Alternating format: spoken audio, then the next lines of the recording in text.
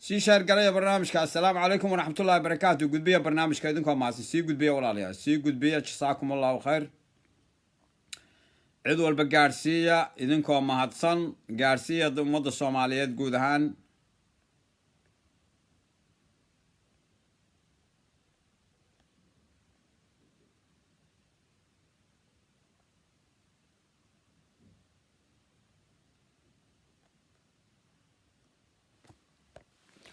بسم الله الرحمن الرحيم والصلاة والسلام على رسول الله. اللهم صل على سيدنا محمد وعلى آله وصحبه وسلم. السلام عليكم ورحمة الله وبركاته.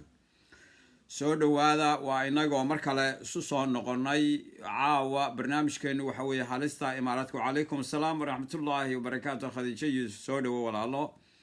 سو هذا دمانتي با وحوي محاكل هذا السيدي إنه محاكل العادة إنه هاي waxaa barnaamijkeenu ku saabsan yahay waxa weeye halista imaaraadka joogitaanka imaaraadka ee dhulkeena waxa cadeeyay culimada islaamka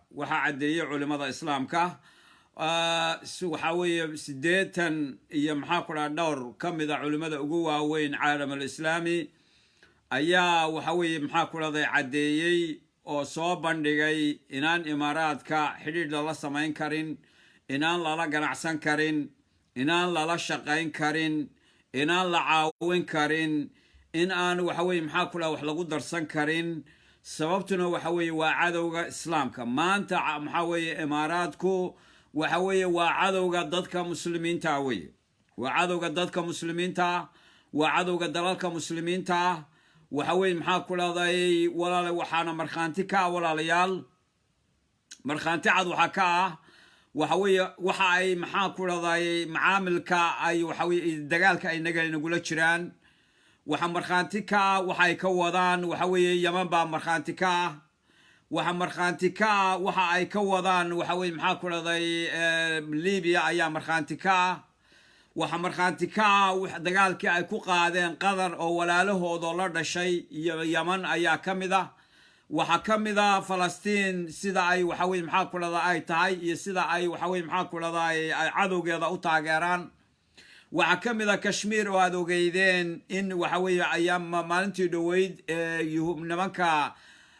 maxaa ku buudista hindidu ay waxa weeye maxaa ku ay xisaarka iyo cunaqabataynta ay ku rogeen oo ay kala noqdeen ismaamulkii inuu waxa weeye maxaa ku nimanka meesha haysta ay ugu abaalgud uga dhigeen bilada ugu sarreysa ee waxa weeye maxaa ku ay bixiyaan nimanka maxaa ku haysta imaaraadka waxa weeye xaaraanta ku haysta. sidaa darteed waxa aynu uga digaynaa qof kasta oo Soomaaliyeed ama ha noqdo siyaasi ha sheegto ama ha sheegto waxa weeye ciidan uu shaqeeyo ha noqdo, waxa weeye siyaasiga ka hoos shaqeeyo mushaar ka qaata ha noqdo,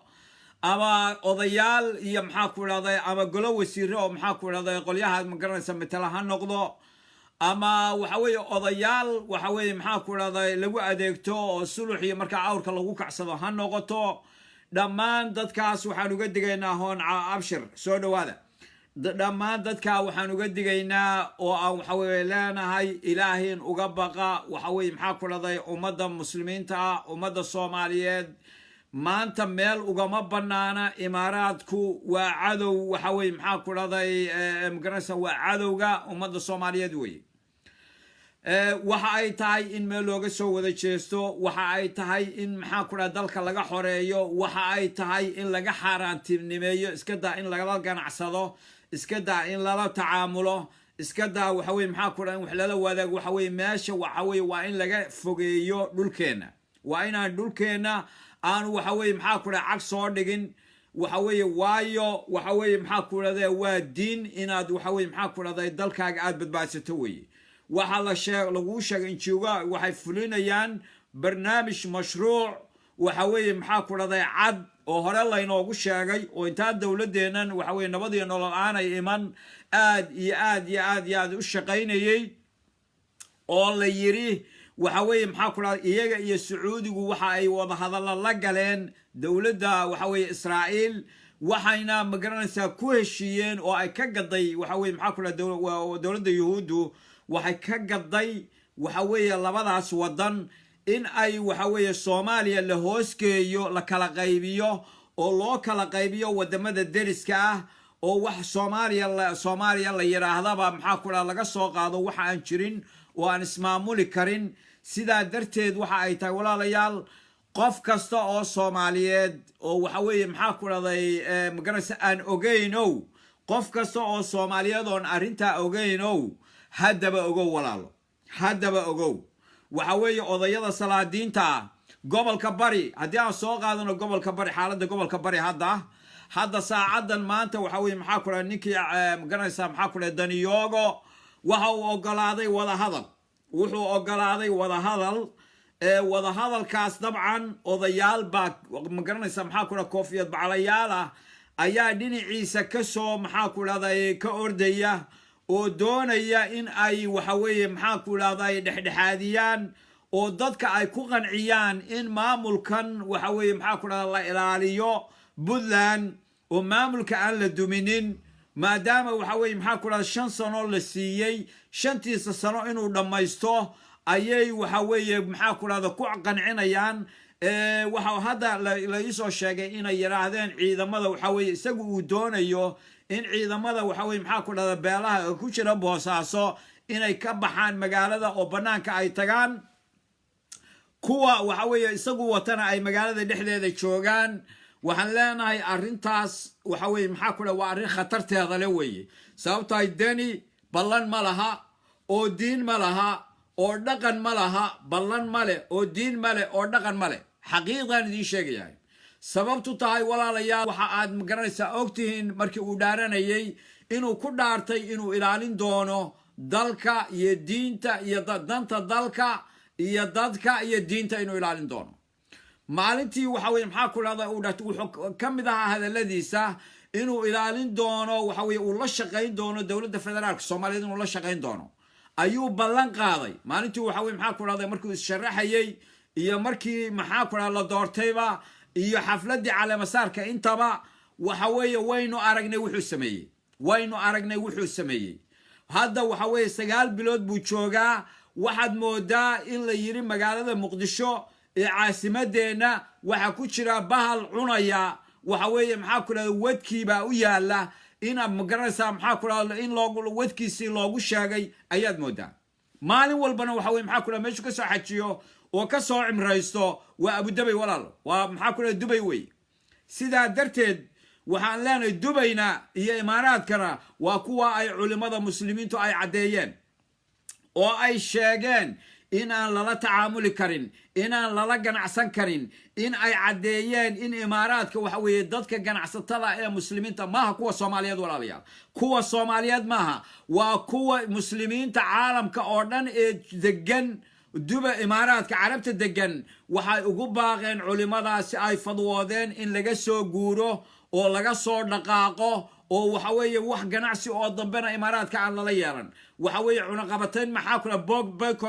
boycott in la saaro ayay waxa weeye maxaa kula culimadaasi ay ugu fadwoodeen dadka muslimiinta waxa weeye inaan fulino waxa weeye maxaa ku raday fadwada culimada islaamka waxa weeye waa waajib in saaran hadaynu nahay dad islaama oo diintooda ka run sheegaya oo Ilaahay subhanahu wa ta'ala doonaya in ay waxa weeye maxaa ku raday ay maxaa ku raday berito jarradaha Ilaahay jannadii maxaa ku raday Ilaahay inuu jannadii maxaa ku abaal mariyo waayo walaalayaal culimadu iyaga indha inoo ah iyaga ila waa warasatul anbiya iyaga inoo jooga booskii anbiyada culimada muslim waxa weeye wayna cadeeyeen culimadu sidaa darteed waxaan uga degayaa nimanka salaadiinta waxa weeye dani doonaya inay ku maslaxaan inuu sidan hadda uu yahay uu u sii joogo waxaan leeyahay allihii idin abuurtay ka cabsada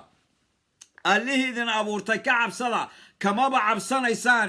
kamaba cabsanaysaan sababtu tahay sababtaanaydan uga cabsanayn waxa weeye dhibaatada Puntland haysata waxa weeye maxaa ku waa idinka dhibaato kale Puntland ma hayso Puntland dani idinka soo doortay kuwii isaga doortayna idinkaa soo xulay wax allaale waxa ku dhacaya maxaa ku dhaha puntlandna waxa ka mas-uula odayada koofiyad baclayaasha ah ee salaadiinta inoo sheegta waxa weeye samada allaha kuwa maxaa ku dhahday waxa weye maxaa ku dhaha ilaahi subxaana watacaala ummadda ha ka qabto waxaan idin leenahay ummadda soomaaliyeed waxaa dhibay oo dhibaateeyey oo heerkaa maxaa ku ay taalo dhigay waa oday koofiyad bacla in badan baan odhan jiray oo aan ku celcelin jiray dowladda federaalku madaxda maxaa ku dhahay jamhuuriyaddu ha soo dhowaysteen salaadiinta waxa weeye maxaa ku dhahday waxa ka dhegaysteen waxa weeye maxaa ku dhahay iyo culimada iyo maxaa ku dhahday dadka waxa weeye maxaa ku dhahday arrimaha bulshada ka shaqeeya saddexdaaba in badan ayaan ku celcelin jiray sababtu tahay waxaan u arkayay inay fidnada maxaa ku dhahday waxna fidnayn karaan waxna wuxuuna hagaajin karaan waxaan ka eegaya markaas sidii markii ay waxa weye maxaa ku dhahay inagu aynu isdilay waxa weeye dowladaha aynu saaxiibka nahay ee waxa weeye dib u heshiisiinta inoo sameeyey meelaha ay wax ka magaranaysaa isbaadiyeen oo ay wax ka soo dhinaandhiriyeen waxa ka mid a waxa weeye maxaa ku dhaha salaadiintii inay yidhaahdeen bal idinku dad soo xula oo beelihiini dad ka soo xula laakiin waxay inoo soo xuleen intay ugu badnayd waxa weeye dad qabqablayaala oo qaaqlayaala inkastoo hadda baarlamaankan hadda inoo jooga uu ka fiican yahay kuwii hore waan kuwaa ku mahadinayna laakiin in badan oo ka mid a dee waxaa ku jira muuse iyo maxaa ku dhahday rag lamid ayaa ku jira waxaynu leenahay wajasaakum allahu khayr rayaan ibraahim aad baan ku salaamaya walaal shaqaale ah waxaan leenahay waxa weeye maxaa ku dhahday salaadiintu waxa weeye maxaa ku dhahday dhibaatooyinka ummadda soomaaliyeed haysta qayb bay ka yihiin qaybta ugu weyn iyagaa leh sababtu tahay markii dalladii ummadda soomaaliyeed ay burburtay ee dowladnimadii ay burburtay waxa jagada hayay oo la rabay dadka inay badbaadiyaan oo islaax baynana ummadda sidii raggii hore ay yeeli jireen inay ummadda daba qabtaan oo ummadda ay isu joojiyaan oo ummadda ay dhexdhexaadiyaan oo ummadda ay dib u heshiisiin u sameeyaan iyaga ayay ahayd iyaga ayaa matalayay madaxdii maxaa ku dhahday qabaa'ilku iyaga ayay ahaayeen salaadiinta iyo ugaasyada iyo boqorada iyo malaaqyada iyaga ayaa waxa weeye maxaa ku dhahday saldadii dalku iyaga ayay gacanta u gashay waynu aragnaa 30 sano ayay inala maraysaa 30 sano ayay inala maraysaa waynu kala xisaabtami doonaa dabcan waan idin kala xisaabtami doonaa salaadiinay waxa weeye waana qoran yihiin wax allaale wixii dalku uu 30 sano uu soo maray way qoran yihiin taariikhduna waxa weeye maxaa kula ma duugoobayso biidnillaahi kariina waa lagu xisaabtamayaa haddaba waxaan idin leeyahay dabaqabasho dalku maanta dabaqabasho u baahan yahay dalku maanta dowlad buu leeyahay dalku maanta waxa weeye rajo fiican baa maxaa ku dhahda muuqata dalku waxa weeye dadka Soomaaliyeed waxa weeye maanta waxa u muuqda makhraj ay kaga baxaan dhibaatada ay haystaan laakiin waxa muuqata inaad haddana idinku dhibaato ka taabdha qaybaha waxa weeye qaarkood sida Jubaland sida Puntland inaad waxa weeye dhibaatada aad waxa weeye qayb weyn aad ku ka tihiin sababtu waxa weeye Axmed waxa daba taagan waa odayaal maxaa kula deni waxa daba taagan waa odayaal waxa lagu awrkacsanaya mar walba waa odayaal hadda waxa weeye markii maxaa kula golaha wakiilada waxa weeye maxaa kula Puntland markii ay maxaa kula dhoobadaareed markii la riday waxa hadda magarasa halkii dhalinyarada lagu laayay dhaqankii xumaa aynu arkaynay waxa hadda lagu maslaxay in waxa weeye halkii dhiigu ku qubtay ee maxaa kula inqilaabku ka dhacay in dib waxa weeye maxaa ku dhahday nin waxa weeye ninkii in adeerka waxa weeye ninkii la tuuray nin kale oo reerkooda ah oo waxa weeye maxaa ku dhahay yesman ah oo aan dhaqan lahayn in la saaro balad oo Siciid Cabdullaahi Dani iyo Faroole abiyatooni u noqda oo adeega u ah in may maxaa ku dhahdaa ay magaraysa maxaa ku dhahdaa ay socod suldaankii ugu weynaa ee warsangeli ayaa ka dambeeyo raali ku noqday arrintaas balad fariso waxaan leenahay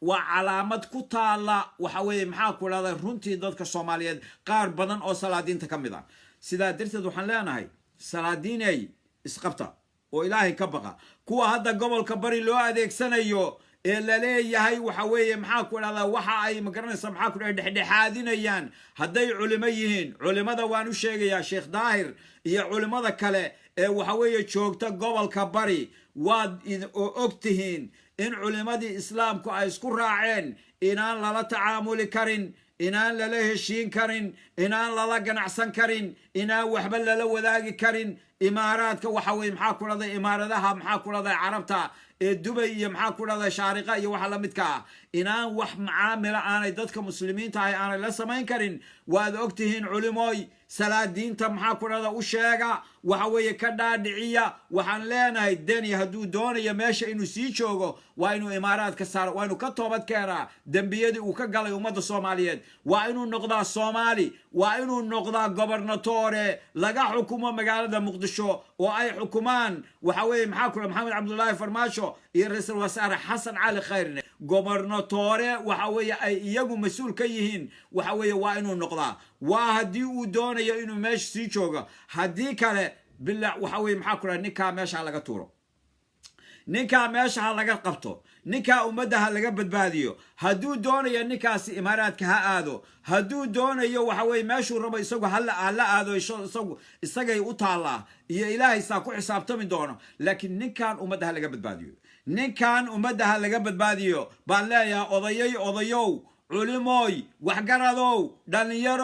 dhallinyaroy waxa weeye maxaa ku dhaha waayeelow ragow dumarow dhammaantiin waxaan idin leeyahay dalkan ha la badbaadiyo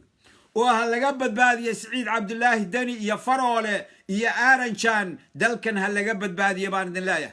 sidaa ayaan leeyahay baaqa iyo fadwada diiniga ah ee culimmadu islaamka ay soo saareenna ilaahay subxaanahu wa tacaala ha idinku duwo waxaan leeyahay dadka isbedeldoonka ee waxa weeye gobolka bari jasaakum allahu khayr baan idin leenahay ilaahay subxaanahu wa tacaala ha idin guuleeyo shaqo baad haysaan waxa weeye xaqiiqan waxa weeye shaqo waxaad haysaan diin ah oo waxa weeye dadnimo ah oo waxa weeye sharaf ah oo karaamo ah dalkiinii oo lagu soo duulay maxaa ku dhahda ayaad maxaa ku dhahda difaacaysaan waxaad difaacaysaan dhammaan ummadda soomaaliyeed baad difaacaysaan waxaad difaacaysaan islaamka ayaad difaacaysaan waxaad difaacaysaan puntland oo dhan baad difaacaysaan waxaad difaacaysaan waxa weeye deegaamadiina ayaad difaacaysaan waxaad difaacaysaan mustaqbalka ubadkiina ayaad difaacaysaan waxaad difaacaysaan sharafta iyo karaamada oo dad maxaa ku dhahday dadka soomaaliyeed guud ahaan gaar ahaana kuwa aad dhasheen idinku waxa weeye aad ehelka u tihiin sidaa darteed waa inaad waxa weeye go-aankiinu waa inuu noqdaa go-aan saciima go-aan adag oo aan ka noqosho lahayn allahna waxaan ka baryayaa in gobolka waxa weeye ilaahay subxana wa tacala inuu nabadgeliyo idinku irsaaqo waxaan ugu baaqayaa shacabka gobolka bari iyo shacabka gobolada waxa weeye kala degan waxaan ugu baaqayaa in ay waxa weeye maxaan ku idhaahday ay taageeraan isbedeldoonka inay taageeraan dal baanu nahay waxaan kaloo ku darayaa walaalayaal siciid cabdulaahi deni iyo mooryaantiisu waxay dadka ay ku sheegaan waxa weeye qof kasta waxay ku tiimbareeyaan waxa weeye waxa soo diray farmaajo iyo khayra ayaa soo diray bay yidhahaan yaa soo diray iyaga walaalayaal yaa soo diray bal hadda u fiirsada waxa weeye waxa lacagta laga soo qaadayo waxa loo shaqaynayo waxa dalka la siinayo maaha soomaali iyaga maaha puntland maaha laakiin waxa weeye waa imaaraadka carabta weeye bal hadda u fiirso imaaraadka carabta ayaa loo shaqaynaya habeen iyo maalin loo socdaa wuxuuna leeyahay waxa weeye maxaa kule oo dadka ka dhaadhicinaya maxamed cabdullaahi farmaajo ra-iisul wasaare xasan cali qof kasta oo maxaa kule hadla wuxuu leeyahay dowladdaa u shaqaynaya dowladdaa lacag siisay dowladdaa kana dowladdu rufyaanu yahay waxa weeye waa dabadhil farmaajo waxaasaa la leeyahay bal hadda fiirsada billah calaykum bal hadda fiiriya waxa uu yuu u yahay dabadhilif isagu dabadhilif u yahay bal hadda fiirso imaaraadka iyo soomaalida caqliga fayoole baan la hadlayaa soomaalida wax kala garanaysaan la hadlayaa soomaalida waxa weeye damiirkooda uu nool yahay baan la hadlayaa maxamed cabdullaahi farmaajo iyo maxaa ku dhahday muxuu ahaa maxaa ku dhahday nimankan cimaamadaha waaweyn ee maxaa ku dhahday imaaraadka jooga walaalayaal ma wax laysku doorsadaaba billah calaykum ma dad simanba dadka soomaaliyeedow ma waxaa idiin siman madaxweynihiinii jamhuuriyadda federaalka soomaaliyeed iyo waxaa idiin siman nin aan waxa weeye maxaa ku dhahday ilaahay iyo islaamnimo midna intaba cadow ku ah oo weliba shisheeye oo dal kale oo shisheeyaa leh waan idan ab wadaagin oo ehel wadaagin oo meelaa iska soo gashaan ma leh waa aanay jirin waxa weeye maxaa ku dhahda oo duulaan cad kugu soo qaaday miyaad waxa weeye maxaa ku dhahda lagugu qancinayaa habeen iyo maalin in waxa weeye maxaa ku dhahda oo lagugu dirayaa waxa weeye dalkaaga iyo dadkaaga imaarad buu yahay adyad imaarad buu yahay marka waxaan leeyahay dadka Soomaaliyeedow sala waxa weeye dhamaantiinba walaalayaal fadhiga ka kaca walaalayaal aan dalkeena badbaadino walaalayaal aan maxaa ku dhacday sharafteena aan badbaadino walaalayaal aan dadkeena daba qabano walaalayaal dhibaatooyin badan baa jira xaqiiqatan dhibaatooyin badan baa jira walaalayaal waad ogtihiin waxa caalamka inagu haysta caalamka waxa inagu haysta Soomaaliyay waad ogtihiin waxa weeye gabdhaheeni wiilasheeni maxaa ku dhahay haweenkeeni odayadeeni adduunyada daafaha adduunyada ayaan ku wada dayacanahay dayici adduunka ayaa ina haysta balada u fiirso dhallinyaradeeni qurbaha tagtay luqad ma yaqaanin luqad way ku daysay balada u fiirso luqad way ku daysay dhaqan wuu ku daayay qaar badan xabsiyada waxa weeye caalamka ayay ku jiraan qaar badan waxa weeye waa gangis qaar badan waa lesbi waxa weeye maxaa kula waa gay qaar badan waxa weeye maxaa kula gabdhi waa lesbian qaar badan waxa weeye maxaa ku dhaaday waa waxa weeye xanuuno waxa weeye magarasa psychology problem ba ku dhacay waxa weeye maxaa ku dhaaday sababtu tahay dal lama hayaan dadna ma hayaan waxa weeye maxaa ku dhaaday waa magarasa maxaa ku dhibaato badan bay qabaan gabdhihii Soomaaliyeed iyo carruurtii Soomaaliyeed waxa weeye kuwa dalkii jooga waad ogtihiin inta silsiladu ku xiran yihiin waad ogtihiin inta waashay waad ogtihiin inta hooyo waxa weeye magarasa ilmaha kaligeed hay 9 iyo 8 waxa weeye maxaa ku dhaaday meel cidla Allah la fadhido oo waxa weeye maxaa ku dhaaday ay waxa weeye shaqo aan haysan oo hooy aan haysan oo hanti aan haysan oo ehel aan haysan oo qarabaas way dalka oo dhan baa wada burburay dadka oo dhan baa wada burburay walaalayaal waxa kan ilaahay cadaab weeye waxaynu ku jiraa waa cadaab ifkii baa laynagu cadaabay wax kalena maaha waxayna cadaabay waa camalkeena weeye waa camalkeena waa dhaqanke waa daaquudyada waxa weeye ilaahay iyo maxaa ku dhahay insaaniyad iyo maxaa ku dhahay islaamnimo iyo dadnimo iyo damiir wanaagsan midna aan lahayn mid walba uu ka dhumay wuxuu halka mariyo iyo kursi uu ku fadhiisto iyo shilin uu isagu helo wax walba u baabi'inaya ayaa halka ina gaarsiiyay hadaynaan maanta istaba qaban marka oo inaan ka faa'iideysan fursadda aynu haysano walaal jiri mayno wallahi inaan jirayno billahi hadii aynaan istaba qaban Soomaaliyay ma jirayno adduunyada kuma jirayno waxaan idin sheegayaa oo marar badan maxaa kula ku soo celiyaa waxaan arkaa waxa weeye maxaa kula markaad qiimayso mujtamaca Soomaaliyeed qofkii garanaya mujtamaca Soomaaliyeed waxa hareereeyay ilaa 8 cadow baa hareereeyay oo subax walba waxa weeye maxaa kula saacad walba daqiiqad walba weerar ku ah balada furiso waxa kamida waxa weeye maxaa kula qaadka kamida waxa kamida qabyaalada kamida waxa kamida qabqablaha Saciid Cabdullaahi Dani iyo maxaa kula ninka la yiraahdo Axmed Madoobe iyo maxaa kula ragga la midka iyo magarasa nimanka Muqdisho jooga ayaa kamida umada kala qaybinay waa qabqablayaal weeye waa qabqabnayaashii qarnigan weeye ragga ayaa kamida waxa kamida qaaqlaha iyaga u shaqeynaya eeyda meeshay rabaan ay ku diraan meeshay rabaan ay ku galiyaan dadka caburiya dadka u jajuuba dadka u xirxira kuwa ayaa kamida waxa kamida walaalayaal waxa kamida waxa weeye maxaa ku dhada qaxootiga iyo qaxa dalkii waa laga qaxaya oo dhalinyarada shaqo ma haystaan dhalinyaradii nolol ma haystaan dhalinyaradii nabadgelyo ma haystaan saadirteed qof walba wuxuu rabaa inuu ka baxo gabdho iyo wiilalba qof kastaaba wuxuu rabaa inuu qaxo waa qaxa weeye waxa weeye qodobka kale waxa weeye walaalayaal waa qaraxa iyo bamkan iyo miinadan iyo shabaab iyo beladooda weeye balada fiirsada waxa weeye qodobka sada kale magaranaysa ka sii daran waxa weeye waa imaaraadka iyo Kenya iyo cadowga siyaasadda dibadda dadka maxaa ku dhashay shisheeyaha ah faragelinta shisheeyaha iyadana intaas oo cadow ayaa saacad walba weerar ku ah Soomaaliya saacad walba balada fiirsada yaa difaacaya marka dalkan yaa u maqan dalkan yaa u maqan hadana adigu gabar yahay aanad u istaagin hadana adigu wiil yahay aanad u istaagin hadana doorkaaga qaadan hadana waxa weeye maxaa ku dhacday aanad waxa walaal yaa ku difaacaya dalka yaa ku ilaalinaya yaa jiritaan inaad meeshan iskama aadiman meeshan waxa weeye dad baa ku soo tabcay inaad Soomaali noqoto inaad waxa weeye maxaa ku dhahay halkan waxa weeye dhulkan quruxda badan leh qaayaha leh maxaa ku dhahay dhulbaraha adduunka waxa weeye home geeska Afrika badda inta dheer la eg leh wabiyada noocan leh macaadintu ka buuxdo shidaalku ka buuxdo wax walba xoolo Ilaahay nimcadan dad baa Ilaahay kasbay dad baa Ilaahay sabab uga dhigay dad baa ilaahay sabab uga dhigay iskagama iman ma aha maxaa kula biicirka ka soo daatay laakiin dad baa ilaahay sabab uga dhigay bal hadoo fiirso maanta waa maalintaadii maanta adaa maanta iska leh waa maalintaadii weeye maalintaadi marka waa inaad doorkaaga qaadataa waa inaad dalkaaga badbaadisaa waa inaad waxa weeye maxaa ku dhahday dadkaaga dalkaaga diintaada waa inaad badbaadisaa walaalo sidaa darteed waxaan leeyahay waan ku soo celinayaa gobolada Puntland dalkood waa fiican yahay maanta ma sha Allah wax badan baa wanaagsan magaalada Muqdisho waxaan leenahay jasaakumullahu khayr ilaahay ka badbaadiyo baan leenahay ilaahay ha ka badbaadiyo makriga ay waxa weeye maxaa ku wadaan qolyaha waxa weeye maxaa ku dhaday hadda madaxdii hore ee hadda shaydaanku waxa weeye qaalibka ka noqday waxaan ilaahay ka baryaynaa in ay waxa weeye maxaa ku dhaday ay waxa weeye maxaa ku sidii kuwa horeba looga adkaaday sidii kuwii horeba aynu uga guuleysanay waxa weeye mararka badan isku dayay shaqaalada soo sameeyay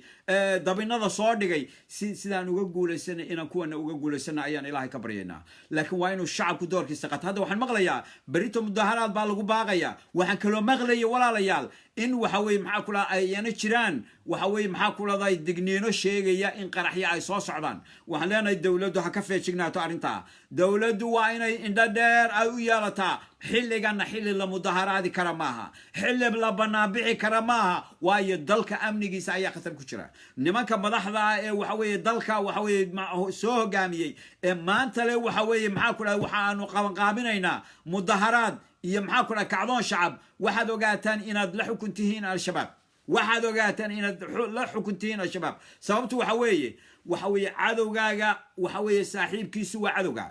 cadowgaaga saaxiibka waayo maxay saaxiiba ku yihiin maaha inay iyagu isjecel yihiin laakiin mar haddii dowladnimada laga soo wada horjeedo oo waxa weeye shabaab waxa weeye waxay ka soo horjeedaa dowladnimada al-shabaab waxay ka soo horjeedaa qarannimadeenna iyo dowladnimadeenna iyo jiritaankeenna ayay ka soo horjeedaa maanta hadday siyaasiyiintii ummadda Soomaaliyeed ay doonayaan inay iyaguna carqaladeeyaan horumarka dowladnimo iyo waxa socda inay carqaladeeyaan hadday doonayaan micnuhu waxa weeye inay iyaguna shabaab yihiin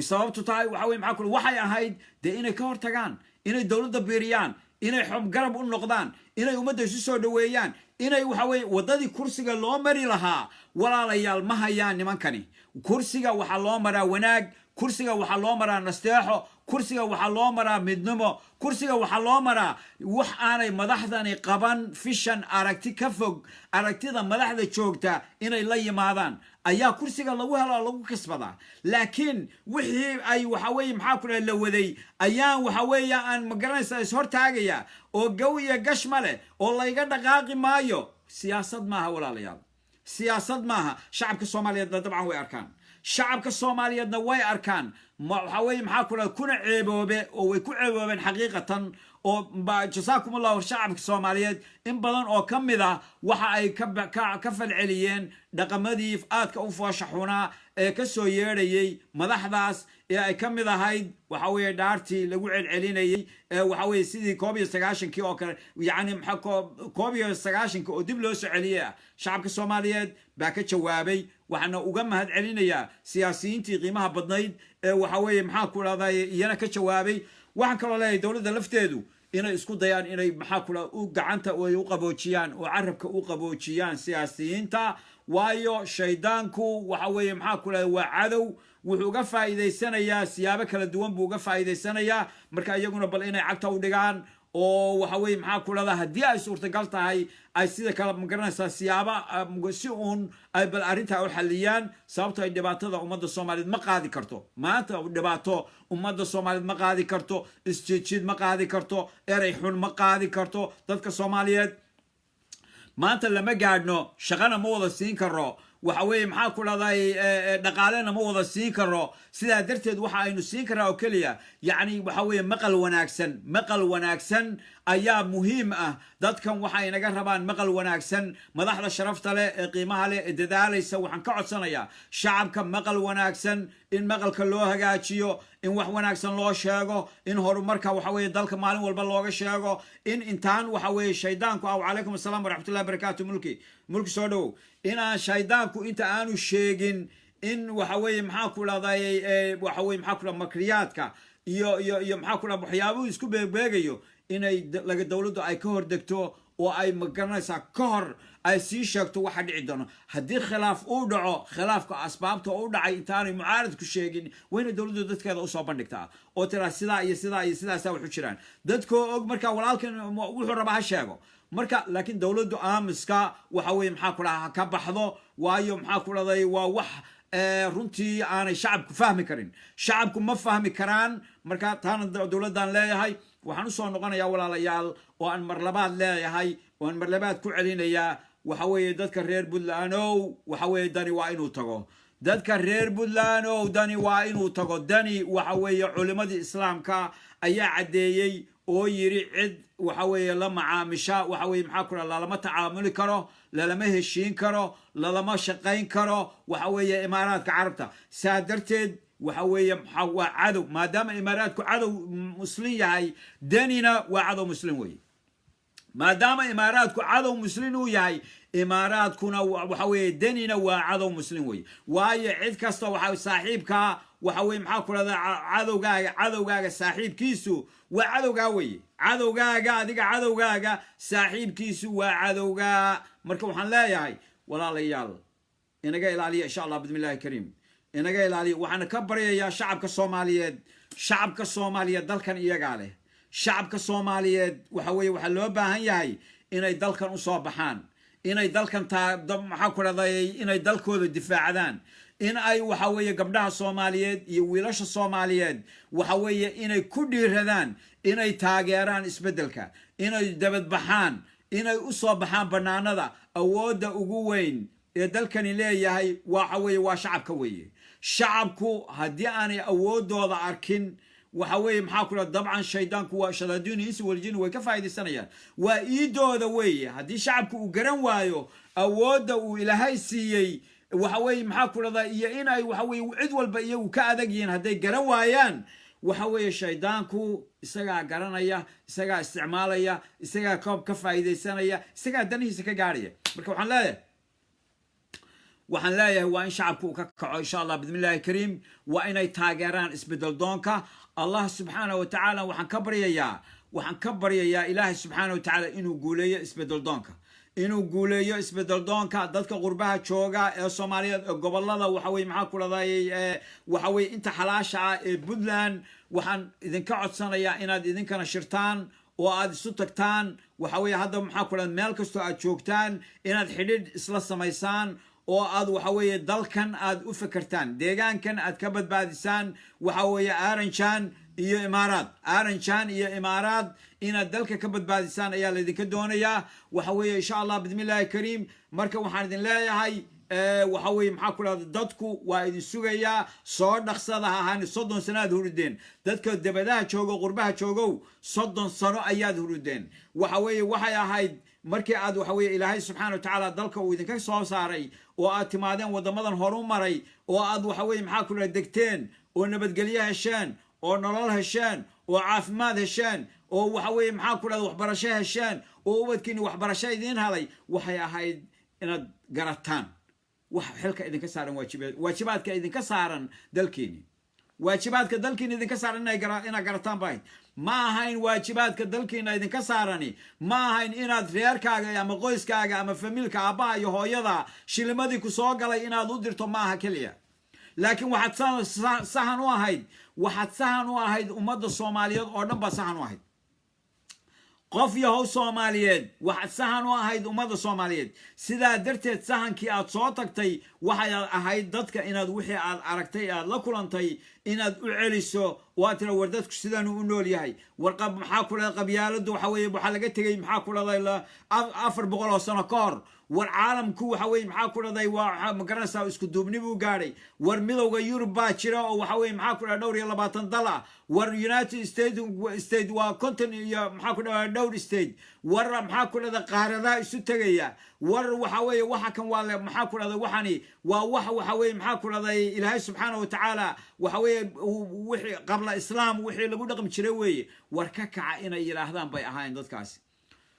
laakiin ilaahay subxaanahu wa tacaala ma tusin never too late baan leenahay hadda lafteeda waxaan leenahay waa inaad ogaataan walaalayaal waxa weeye maxaa ku leeyahay waqtigu hawli kama tegin waxa weeye maxaa ku dhahda weli ceelna uma qodna cidina ma maqna weli idinku dalka idin sugaya waa inay isu tagtaan gobolada waxa weeye Puntland hadda meelaha ugu ayaan daran dalka Soomaaliyeed waxa kamid ah waa Puntland iyo Jubaland meelaha ugu ayaan ka daran dalka intiisa kala waa hagaagi